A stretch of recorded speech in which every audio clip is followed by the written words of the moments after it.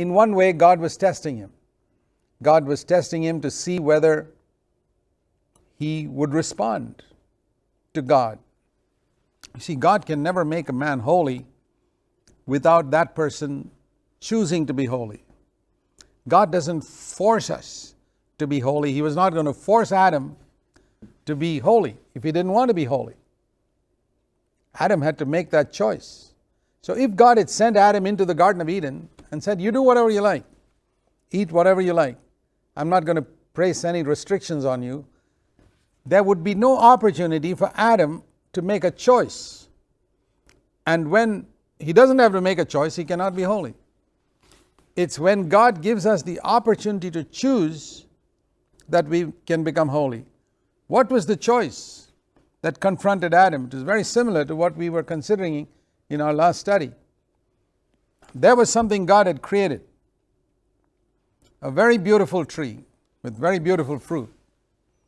And that was on one side. On the other side was God himself and his command not to take part of that.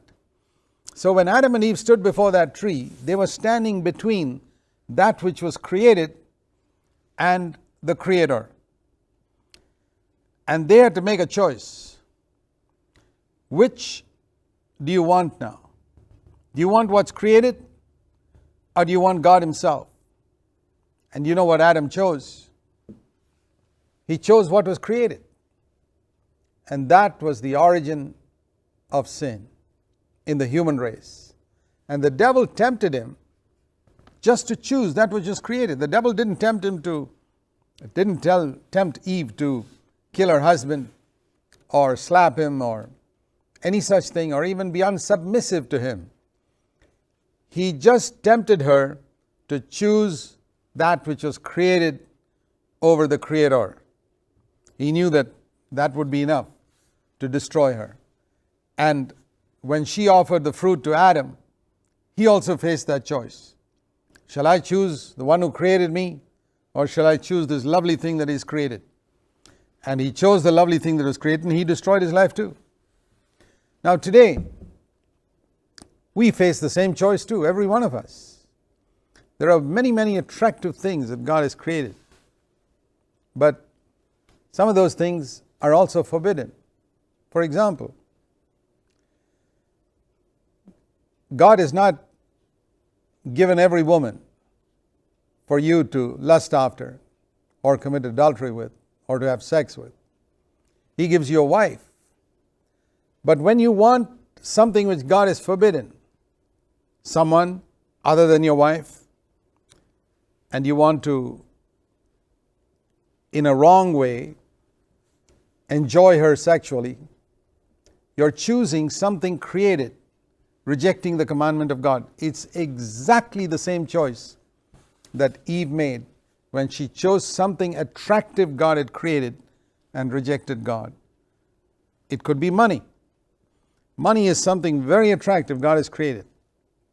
But He never intended that man should live for it, or worship it, or choose that above God. Do you know the number of people, even among believers, preachers, pastors, who have chosen money above God? There's tremendous attractiveness in wealth. Why has He made it so attractive? Why did God make the tree of knowledge of good and evil so attractive? If all that God wanted was to prevent Adam from ever partaking of that tree, all He had to do was make the tree very ugly, repulsive, smelly, full of thorns or something like that, and Adam and Eve would never have gone anywhere near it. But then they wouldn't have been tested.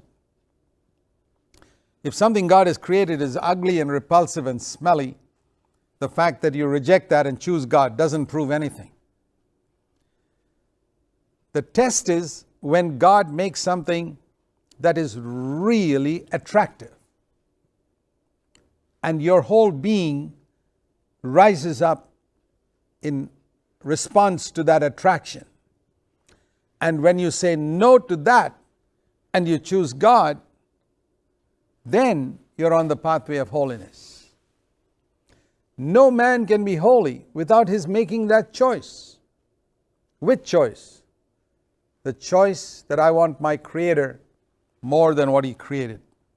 You know, even a man